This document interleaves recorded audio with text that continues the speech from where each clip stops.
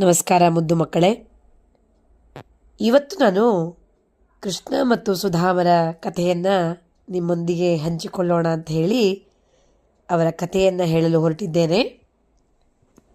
ಸುಧಾಮ ಮತ್ತು ಕೃಷ್ಣ ನಿಮಗೆಲ್ಲರಿಗೂ ಗೊತ್ತಿರೋ ಹಾಗೆ ಬಾಲ್ಯ ಸ್ನೇಹಿತರು.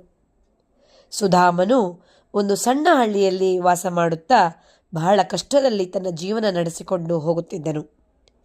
ತನ್ನ ಕುಟುಂಬವು ದಿನೇ ದಿನೇ ಹೀನಸ್ಥಿತಿಗೆ ಹೋಗುತ್ತಿದೆ ಎಂದು ಅವನಿಗೆ ತಿಳಿದಿತ್ತು.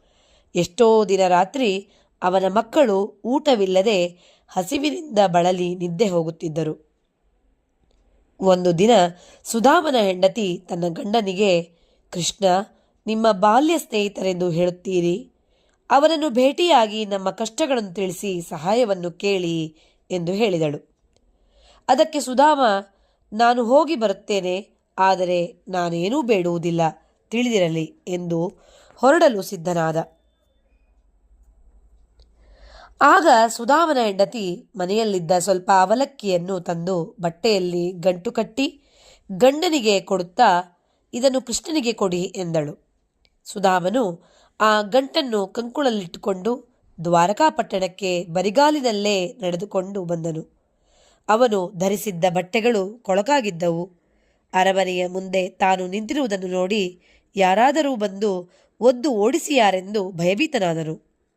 ಕಾವಲುಗಾರನ ಬಳಿ ತಾನು ಬಂದಿರುವ ವಿಷಯವನ್ನು ಕೃಷ್ಣನಿಗೆ ತಿಳಿಸಬೇಕೆಂದು ಪ್ರಾರ್ಥಿಸಿದನು.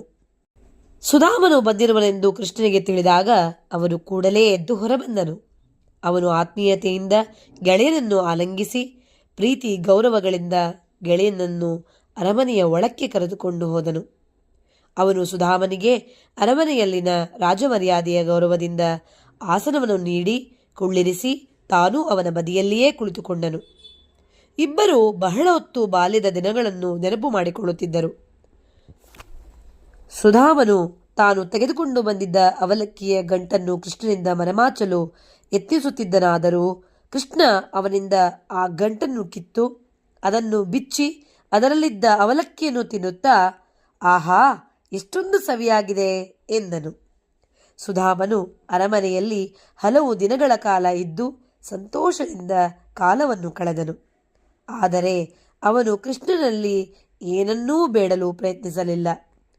ಸುಧಾಮನು ಕೃಷ್ಣನಿಂದ ಏನನ್ನೂ ತೆಗೆದುಕೊಳ್ಳದೆ ಬರಿಗೈಯಲ್ಲಿ ಹಿಂದಿರುಗಿದನು. ಆದರೆ ಅವನು ಮನೆ ತಲುಪಿದಾಗ ಬಹಳ ಐಶ್ವರ್ಯ ಎಂಬಂತೆ ಎಲ್ಲವೂ ಬದಲಾಗಿತ್ತು.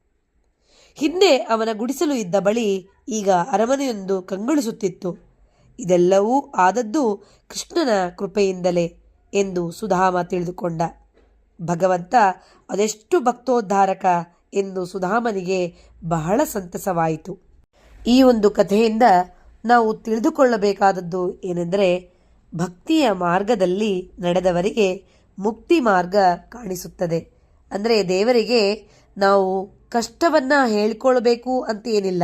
ಯಾಕಂದರೆ ನಮ್ಮನ್ನು ಸೃಷ್ಟಿ ಮಾಡಿದವನು ದೇವರು ಆದ ಕಾರಣ ಆ ದೇವರಿಗೆ ನಮ್ಮ ಕಷ್ಟ ಸುಖ ಎಲ್ಲವೂ ಕೂಡ ಅವನಿಗೆ ಗೊತ್ತಿದೆ. ಅದಕ್ಕೋಸ್ಕರವಾಗಿ ನಾವು ಭಕ್ತಿಯ ಮಾರ್ಗದಲ್ಲಿ ದೇವರ ಸ್ಮರಣೆ ಮಾಡುತ್ತಾ ನಡೆದರೆ ನಮಗೆ ಆ ದೇವರು ಎಲ್ಲವನ್ನೂ ಕರುಣಿಸುತ್ತಾನೆ ಅಂತ ಹೇಳಿ ಈ ಒಂದು ಕಥೆಯಿಂದ ತಿಳಿದುಕೊಳ್ಳೋಣ. ನಮಸ್ಕಾರ.